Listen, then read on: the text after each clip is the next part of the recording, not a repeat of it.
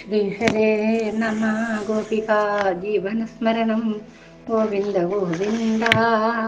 നാരായണ നാരായണ നാരായണ നാരായണ നാരായണ നാരായണ നാരായണ. നമ്മൾ ഇന്നലെ ആ ദുഷ്ടനായ കംസൻ ഒന്നാമത്തെ കീർത്തിമാൻ എന്ന് പേര് വിളിച്ച വസുദേവര് പേരിട്ട് വിളിച്ച ആ കുട്ടിയെ പാറക്കല്ലിനടിച്ച് കൊല്ലുന്ന ആ രംഗത്തിലാണ് നമ്മൾ ഇന്നലെ നിർത്തിയത്. ആ സമയത്തും അതിൻ്റെ തുടിപ്പ് തീർന്നിട്ടില്ല എന്ന തല ഉടഞ്ഞ സമയത്ത് എൻ്റെ ശരീരത്തിൻ്റെ ഹൃദയത്തിൻ്റെ മിടിപ്പ് നിന്നിട്ടില്ല എന്ന് പറഞ്ഞു അദ്ദേഹം ഇങ്ങനൊരു ശവശരീരം പോകുന്നതുപോലെ പോയി വസുദേവരെന്നാണ് പറഞ്ഞിടത്താണ് ഇന്നലെ വെച്ചത്. ഇനിയിപ്പോൾ എന്താ, യാദവർക്ക് പീഡനകാലം. യാദവർക്ക് ഇയാളില്ല കാലത്തോളം പീഡനം തന്നെയല്ലേ. വസുദേവരങ്ങനെ വന്ന് വന്ന് വന്ന് വന്ന് ഭവനത്തിലെത്തി. ദേവകി കാത്തു നിൽക്കായിരുന്നു. തിരിച്ചു കൊണ്ടുവരുമോ എന്ന് വിചാരിച്ചിട്ട്. ഇല്ല, ശൂന്യമായ കരവും ശൂന്യമായ മുഖവുമായി വരുന്ന ഭർത്താവിനെ അവര് ഒച്ചത്ത് കരയാൻ പോലും ആവാതെ ദേവകി കുഴഞ്ഞു വീഴുകയാണ് ഉണ്ടായതെന്ന് പറയുന്നു. പാപം, ഒരമ്മയുടെ ദുഃഖം അമ്മക്കല്ലേ അറിയൂ.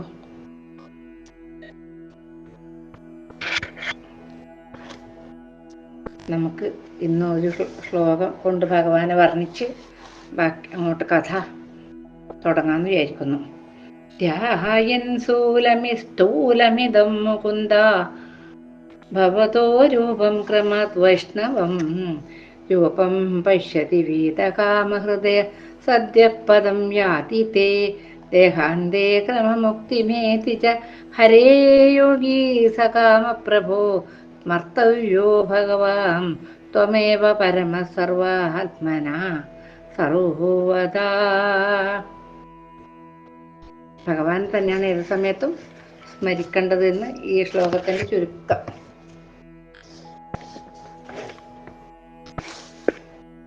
ഇങ്ങനെ അമ്മ കരഞ്ഞു തളർന്നു വീണുപോയി. വസുദേവർ നിലത്ത് വീഴാൻ പറ്റില്ല എന്ന് പറയുന്നു. ഓടിയെത്തി താങ്ങി ആ ഭർത്താവായ വസുദേവര്. വിളറി വെളുത്ത ദേവിയുടെ മുഖം കണ്ട് വസുദേവരെല്ലാം കണ്ണുനീർ തുളുമ്പി. അപ്പോഴേക്കും വട്ടശിലയിൽ ചോരക്കുഞ്ഞ് തല്ലി ചതച്ച വർത്തമാനം വ്രജഭൂമിയിൽ മുഴുവനും നിറഞ്ഞു. അതങ്ങനെയാണല്ലോ, ഒരിങ്ങനെ ഒക്കെയുള്ള കാര്യങ്ങൾ വേഗം ഒരു ചെവി മറുചെവി പറഞ്ഞിട്ട് അങ്ങനെ പോക്കോളും. കേട്ടവർ മനസ്സ് തളർന്നു. എന്തൊരു ക്രൂരതയാണ് കംസൻ കാണിച്ചത്. ഇയാൾ രാജാവാണ്. കാട്ടുമൃഗത്തിന് ഇതിനേക്കാൾ ദയ കാണുമല്ലോ എന്ന് ചിലർ കുറച്ചൊറക്കെ തന്നെ ചോദിച്ചു പോയി. യാദവർ കൂടുതൽ സമയം പ്രാർത്ഥനയിൽ മുഴുകി. രക്ഷകന് വേണ്ടി മനംനൊന്ത് പ്രാർത്ഥിച്ചു. യമുനയിൽ കഴുത്തിനൊപ്പം ജലത്തിൽ നിന്ന് പുരുഷന്മാർ പ്രഭാതത്തിൽ രക്ഷകന് വേണ്ടി പ്രാർത്ഥിച്ചു. ജലം അർച്ചിച്ചിട്ട് പ്രാർത്ഥിച്ചു. 7 തിരിയിട്ട് നെയ്വിളക്കുകൾ കൊളുത്തി വ്രജാങ്കന്മാർ രക്ഷകന് വേണ്ടി പ്രാർത്ഥിച്ചു. ഇങ്ങനെ ഓരോരാളും അവരവർക്കാവും പോലെ നമ്മളെ രക്ഷിക്കാൻ വരുന്ന ആൾക്ക് വേണ്ടിയിട്ട് പ്രാർത്ഥിക്കുന്നു. യമുനയുടെ കരയിൽ അവർ യാഗങ്ങൾ നടത്തി. കംസൻ വിവരങ്ങൾ ചാരന്മാർ മുഖേന അറിഞ്ഞുകൊണ്ടിരിക്കുന്നുണ്ടായിരുന്നു. യാഗങ്ങൾ പൂർണ്ണമാക്കാൻ അനുവദിക്കാതെ സൈന്യങ്ങളെല്ലാം തകർത്തു. മഹർഷിമാരെ ഉപദ്രവിച്ചു. ഗോപാലനെ തടവിലാക്കി കഠിനമായി പീഡിപ്പിച്ചു. സംശയം തോന്നി യാദവരെ ഠാണാവിലാക്കി. അവരെ അകാരണമായി ഉപദ്രവിച്ചു. ഒരു കാരണമില്ല. പാവങ്ങളല്ലേ ഈ ഗോപാലന്മാർ. അവരെ ആരെങ്കിലും ചെയ്യുമല്ല. ഈ ഒരു നിഷ്കളങ്കത നിറഞ്ഞു നിൽക്കുന്ന കുട്ടീനെ അടിച്ചു കൊല്ലുന്നതിന് പിന്നെ എന്ത് യാദവന്മാർ. ഗോപാലരുടെ ഉപജീവനം പശുപാലനമാണല്ലോ. കൂട്ടമായി പുൽമേടുകളിലവ മേഞ്ഞു നടക്കും.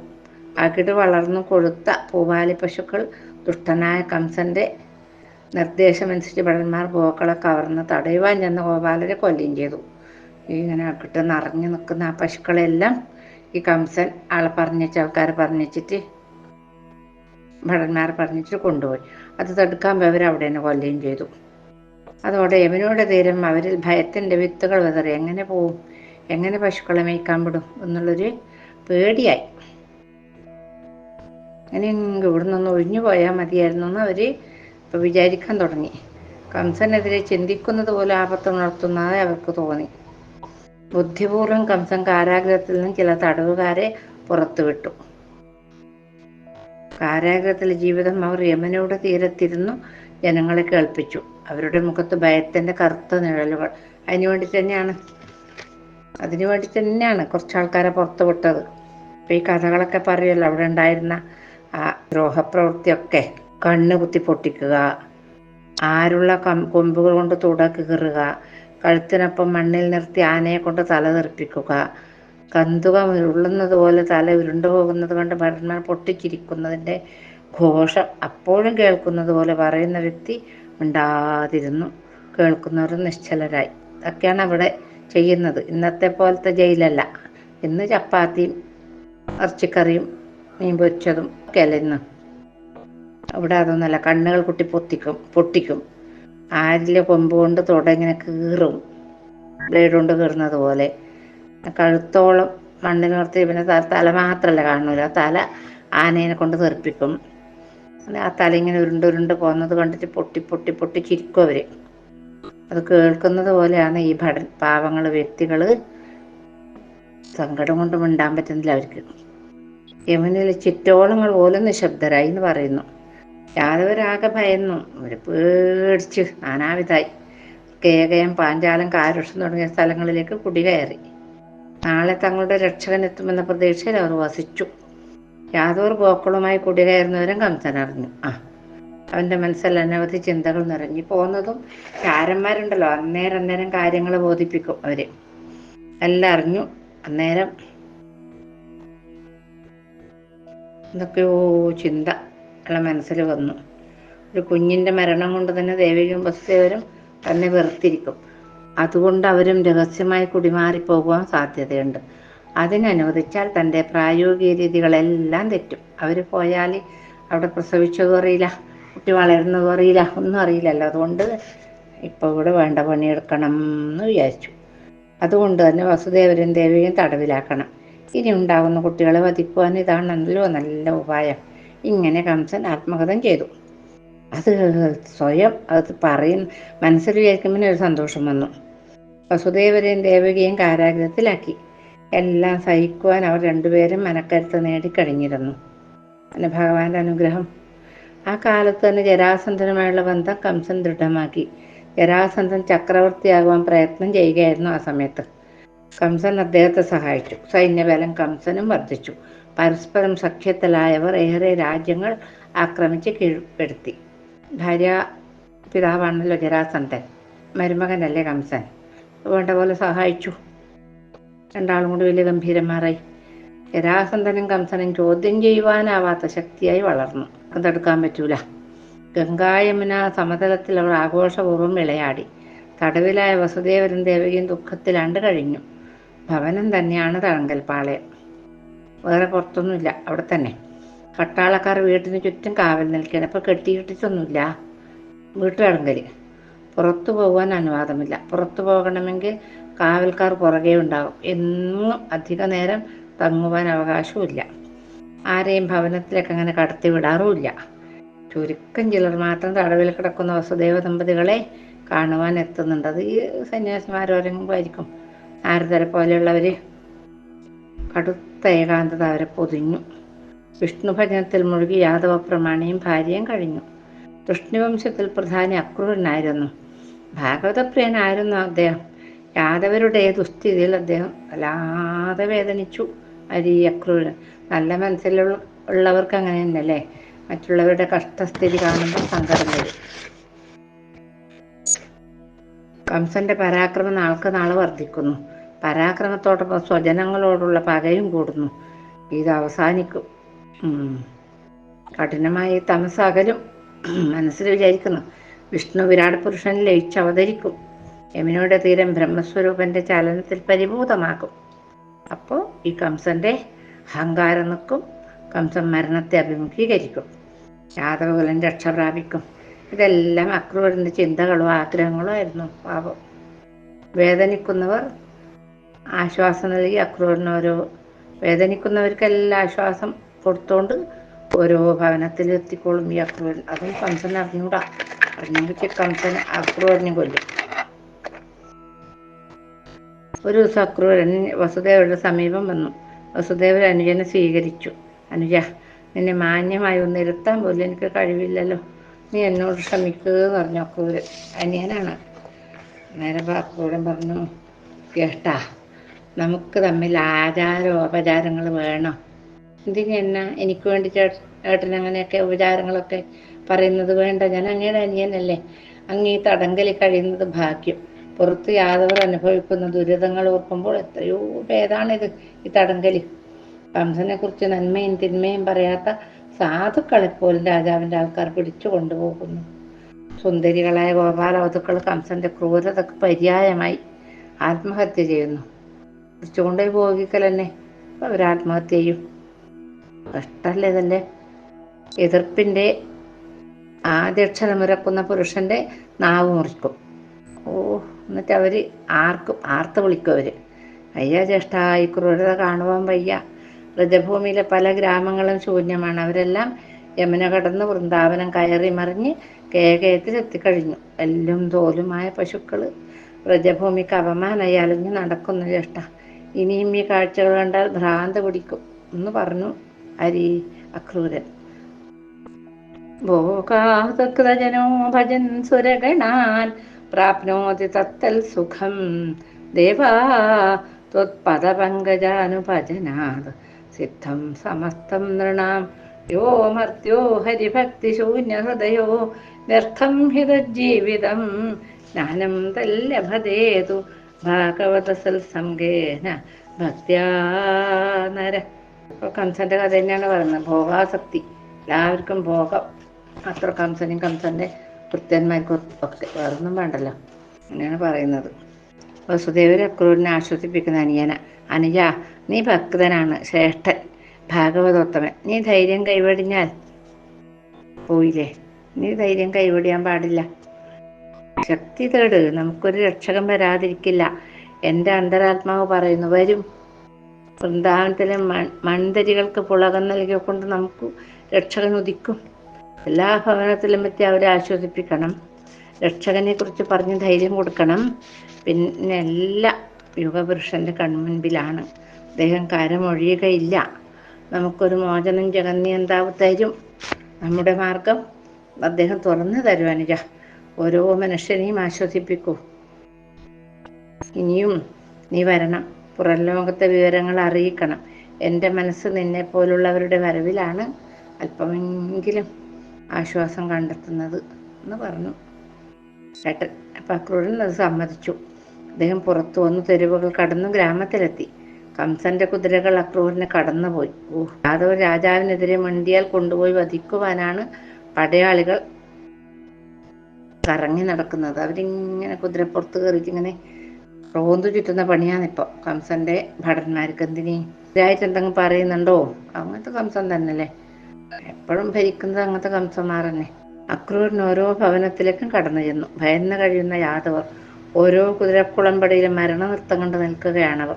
എപ്പോഴാണ് തങ്ങളുടെ ഭവനത്തിലേക്ക് മരണം കംസന്റെ ദൂതനായി കടന്നു വരിക എന്ന് ആർക്കറിയാം? ആർക്കും അറിയില്ലല്ലോ. ഏതായാലും അവർ അതിനു വേണ്ടി കാത്തു ഭയന്നിരിക്കുന്നു. അക്രൂരൻ അവരെ ആശ്വസിപ്പിച്ചു. രക്ഷകനെക്കുറിച്ചും ധൈര്യം നൽകി. മനസ്സിൽ ആഹ്ലാദത്തിന്റെ നിറദീപം കൊളുത്തി. പാവം. എല്ലാവരും അക്രൂരന്റെ പദങ്ങളിൽ വിശ്രമിച്ചു. വരും, തീർച്ചയായും രക്ഷകൻ വരും. അവർ ആശ്വാസത്തിന്റെ തുരുത്ത് കണ്ടെത്തി. അക്രൂരൻ യമുനയുടെ തീരത്തുകൂടെ നടന്നു. ഒരാൾക്കൂട്ടം കൊണ്ട് അങ്ങോട്ട് ചെന്നു. എന്താണ് അവിടെ? അക്രൂരൻ അന്വേഷിച്ചു. കംസന്റെ ഭടന്മാർ ഒരു യാദവ യുവാവിന് ചിത്രവധം ചെയ്തു. ഭീകരമായ കാഴ്ച കാണുവാനാണ് ആളുകൾ കൂടിയിരിക്കുന്നത്. അക്രൂരൻ ഞെട്ടിത്തെറിച്ചുപോയി. ധൃതിയിൽ അക്രൂരൻ ആൾക്കൂട്ടത്തിലേക്ക് നുഴഞ്ഞു കയറി. പൂഴിയിൽ മലർന്നു കിടക്കുന്നൊരു യുവാവ്. ആ കാഴ്ച ഭീകരം തന്നെ, പരമദയനീയം. യുവാവിന്റെ ശിരസിൽ പകുതി വടിച്ചിറക്കിയിരിക്കുന്നു. തലയോട്ടി വരെ തെളിഞ്ഞു കാണാം. ചെമ്പട്ട് പൊതിഞ്ഞ പോലുണ്ട്. പകുതി ശരീരത്തിന്റെ തൊലി പൊളിച്ചെടുത്തിരിക്കുന്നു. നാക്ക് നടുവെ പിളർന്നു മുറിച്ചിരിക്കുന്നു. ഗുരുവായൂരപ്പ, ചിന്തിക്കാൻ പോലും ആവുന്നില്ലല്ലോ ഭഗവാനെ. ഒരു കണ്ണ് ചൂർന്നെടുത്തിട്ടുണ്ട്. വൃഷണത്തിൽ ഒന്ന് ഛേദിച്ചിരിക്കുന്നു. മരണത്തിന്റെ മടിത്തട്ടിൽ മന്ദം അമരുന്ന യാദവ യുവാവ്. അവന്റെ ബന്ധുക്കൾ വാവിട്ട് കരയുന്നു. ഒളിച്ചു മുറിച്ചിട്ട ശവഭാഗങ്ങൾ കൊത്തിവിഴുങ്ങുവാൻ കഴുകന്മാർ ആകാശത്തിൽ വട്ടമിട്ട് പറക്കുന്നു. അക്രൂരനെ കാഴ്ച നോക്കി നിന്നു. മനസ്സിൽ കഠിനമായ വെറുപ്പുണ്ടായി. വിരാട് പുരുഷനിലേക്ക് മനസ്സർപ്പിച്ച് അക്രൂരനുള്ളിൽ പറഞ്ഞു, രക്ഷകാ വരൂ, വൃന്ദാവനത്തെ വ്രജഭൂമിയെ കാത്തു രക്ഷിക്കൂ, ദുരന്തത്തിൽ നിന്ന് ഇവിടുത്തെ മനുഷ്യരെ മോചിപ്പിക്കൂ ഭഗവാനേ എന്ന് അക്രൂരൻ ഉള്ളിൽ മനസ്സിലെ പുറമെ പറഞ്ഞ പിന്നെ ഇതേഗതിയല്ല അക്രൂരനുണ്ടാവുക. ഇങ്ങനെ മനസ്സിൽ പറഞ്ഞുകൊണ്ട് അക്രൂരൻ്റെ നിഴലായി മുമ്പോട്ട് നടന്നു. അപ്പോഴും അവരുടെ രോദനം അദ്ദേഹത്തിന് പിന്തുടരുന്നുണ്ടായിരുന്നു. ആ ബന്ധുക്കളുടെ, ആ യുവാവിൻ്റെ ബന്ധുക്കളുടെ കരച്ചിൽ. ദേവകി മുറക്ക് പ്രസവിച്ചുകൊണ്ടും ദേവകിക്ക് പിന്നെ എന്ത് ചെയ്യല്? 8ാമത്തെ കുട്ടി വരണ്ടേ ഇപ്പോൾ?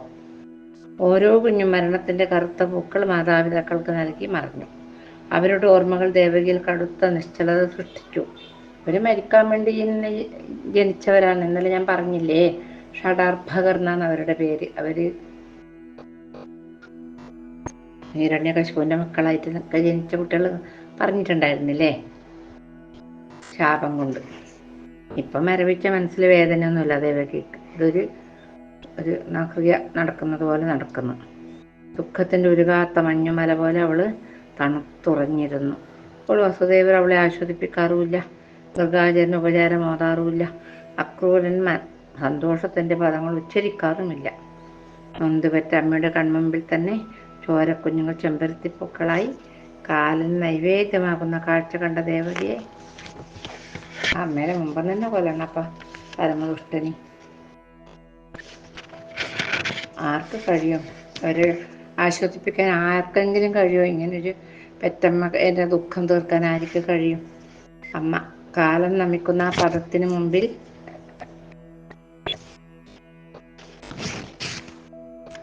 പ്രകൃതി പോലും ഇവിടെ മുഖമായിരിക്കുന്നു. പ്രകൃതി പോലും അനങ്ങുന്നില്ല എന്ന് പറയുന്നു. കാലത്തിൻ്റെ ചക്രം വീണ്ടും ഉരുണ്ടുകൊണ്ടേയിരുന്നു. ഗോവർദ്ധനഗിരിക്ക് മുകളിൽ സൂര്യൻ വീണ്ടും വന്നു.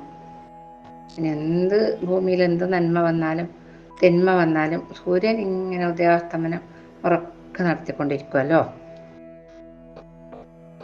നാളെ രക്ഷകൻ വരുമെന്ന പ്രതീക്ഷ നൽകി മറഞ്ഞു സൂര്യൻ. അനീതികളുടെ കറുപ്പ് മാറി രക്ഷകൻ എത്തുന്ന സുദിനം മുന്നിൽ കണ്ട് ജനങ്ങൾ മനസ്സിൽ ആശ്വസിക്കാൻ തുടങ്ങി. അവർ വരും, വരാതിരിക്കൂല, വരും. നമ്മളെ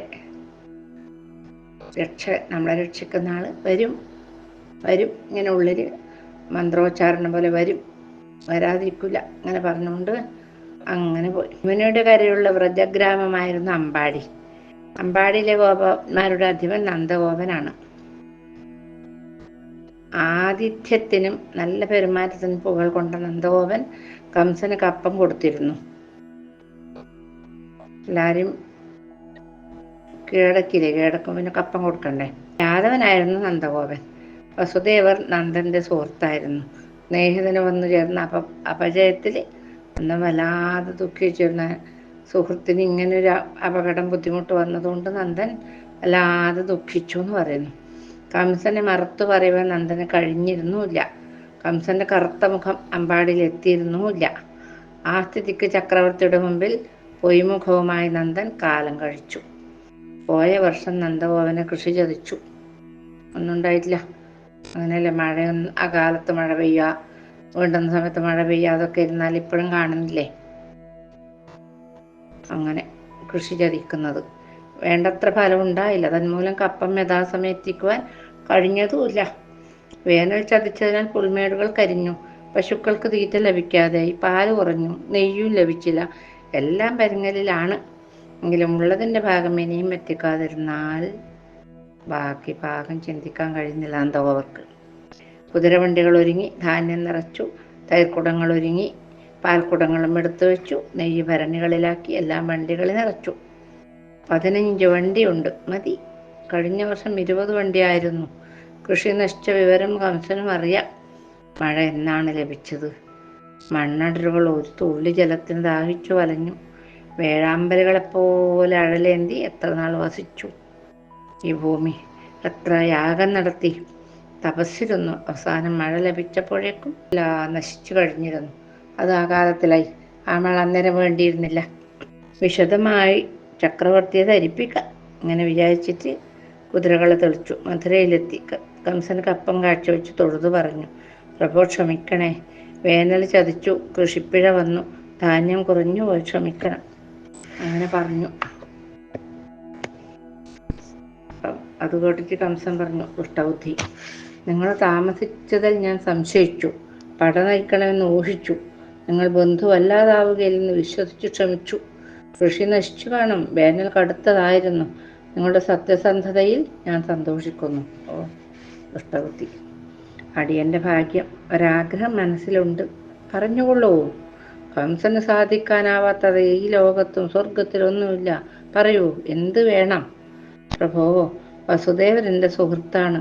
ഒരു കളരിയിൽ വിദ്യാഭ്യസിച്ചവർ, ഒന്നിച്ചുണ്ട് ഉറങ്ങിയവർ, ഹൃദയം ഒന്നായവർ. അദ്ദേഹത്തൊന്ന് കാണുവാൻ അനുവാദം തരണേ. ഇതാണ് വേണ്ടതിപ്പോ. പെട്ടെന്ന് കംസന്റെ മുഖം ഇരുണ്ടു. എന്നെ നശിപ്പിക്കാൻ കച്ചുകെട്ടി ഇറങ്ങിയിരിക്കുകയാണ് വസുദേവർ. അയാളുടെ വാക്കുകേട്ട് ആപത്ത് വലിച്ചു വയ്ക്കരുത്. രക്ഷകനാണ് കംസൻ. ശിക്ഷകനായാൽ ക്രൂരനും. എല്ലാം എനിക്കറിയാം പ്രഭോ. ആ പഴയ സഹപാഠികൾ ഒന്നിച്ചു ചേർന്നു. അപ്പോഴേക്കും എല്ലാം നന്ദഗോപന്റെ മനസ്സിൽ കംസൻ പറഞ്ഞ ചില വാക്കുകൾ തൂച്ചു വരുന്നുണ്ടായിരുന്നു. യാദവരെ ഞാനൊരു പാഠം പഠിപ്പിക്കും. വസുദേവരോടും ദേവകിയോടും എനിക്ക് അശേഷം വെറുപ്പില്ല. എൻ്റെ കോപം മുഴുവൻ യാദവന്മാരോടാണ്. എന്നെ കൊല്ലുന്നതിന് കാപ്പുകെട്ടിയിരിക്കുന്ന ശത്രുക്കളെ വകവരുത്തുമ്പോൾ അതിനെതിരെ പറയുന്ന യാദവരെ ഞാൻ നിഷ്ഠുരമായി വധിക്കും. എല്ലാം മനസ്സിൽ വെച്ചോളൂ കേട്ടോ, നന്ദഗോപരോട് പറഞ്ഞു. നന്ദഗോപർ ഇത് മനസ്സിൽ വെച്ചാണ് വസുദേവരുമായി സംസാരിച്ചത്. യാദവർ അനുഭവിക്കുന്നത് ദുരിതത്തിന് കാരണക്കാർ താനും ഭാര്യയുമാണല്ലോ എന്നോർത്തപ്പോൾ അറിയാതെ വസുദേവരുടെ തൊണ്ടയിടറിപ്പോയി. ആ പരമഹംസൻ അത്ര ദീനതയാലുമായിരുന്നു. നന്ദഗോപൻ അദ്ദേഹത്തെ ആശ്വസിപ്പിച്ചു. അവർ വീണ്ടും യാദവരുടെ അവസ്ഥയെക്കുറിച്ച് ചർച്ച ചെയ്തു.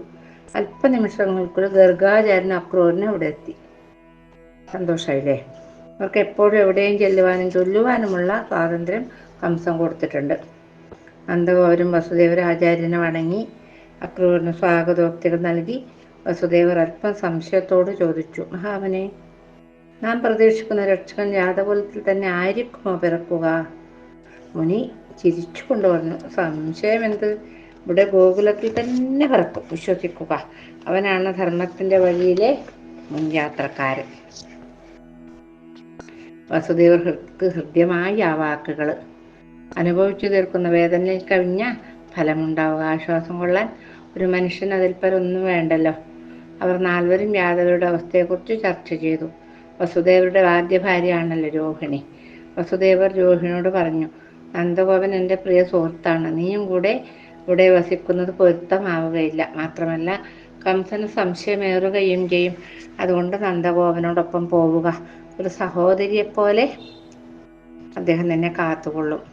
രോഹിണി ആദ്യം വിസമ്മതിച്ചു. എങ്കിലും ഭർത്താവിൻ്റെ വാക്കുകളെ തള്ളാൻ പറ്റില്ലല്ലോ സതി ധർമ്മം അനുഷ്ഠിക്കുന്ന സ്ത്രീക്ക്. അങ്ങനെ പോവാൻ തീരുമാനിച്ചു. സഹോദരി നമ്മുടെ എല്ലാ ദുഃഖങ്ങൾക്കും പരിഹാരമാകും. രക്ഷകനെത്തും. നാശത്തിൻ്റെ വഴി ബന്ധിക്കും. സത്യത്തിൻ്റെ വഴി തുറന്നു തരും. ജീവിതം സുഖമാകും. എന്നോടൊപ്പം വരിക എന്ന് പറഞ്ഞു നന്ദഗോപര്. പിറ്റേന്ന് വെളുപ്പിന് നന്ദഗോപന്റെ വണ്ടികൾ ഗോകുലത്തിലേക്ക് പോകുവാൻ തയ്യാറായി. നന്ദനോടൊത്ത് രോഹിണിയും ചാട്ടിൽ കയറി. ആയതമിഴികൾ നിറഞ്ഞു തുളുമ്പിയിരുന്നു. വേർപാടിൻ്റെ വേദന ചവച്ചിറക്കിക്കൊണ്ട് രോഹിണി അമ്പാടിയിലേക്ക് യാത്രയായി. മധുരയിലെ ജനങ്ങൾ ഉണരും മുമ്പ് മഞ്ഞു വീണ വഴിത്താരയിലൂടെ ആ വണ്ടികൾ നീങ്ങി. നന്ദഗോപൻ രോഹിണി പരസ്പരം മിണ്ടിയില്ല. രണ്ടുപേരും അവരവരുടെ ലോകത്തായിരുന്നു. ഇനി നമുക്ക് നാളെ ബലഭദ്രസ്വാമിയുടെ ജനനമൊക്കെയാണ് വർണ്ണിക്കാനുള്ളത്. കൃഷ്ണോ രക്ഷതു മാം ചരാചര ഗുരു കൃഷ്ണം നമസ്യേ സദാ കൃഷ്ണേനൈവ സുരക്ഷിതോഹമസകുൽ കൃഷ്ണായ ദത്തം മന കൃഷ്ണാദേവ സമുദ്ഭവോ മമ വിഭോ കൃഷ്ണസ്യ ദാസോസ്മ്യഹം കൃഷ്ണേ ഭക്തി അചഞ്ചലാസ്തു ഭഗവൻ ഹേ കൃഷ്ണ തുഭ്യം നമഃ. ശ്രീഹരേ നമഃ.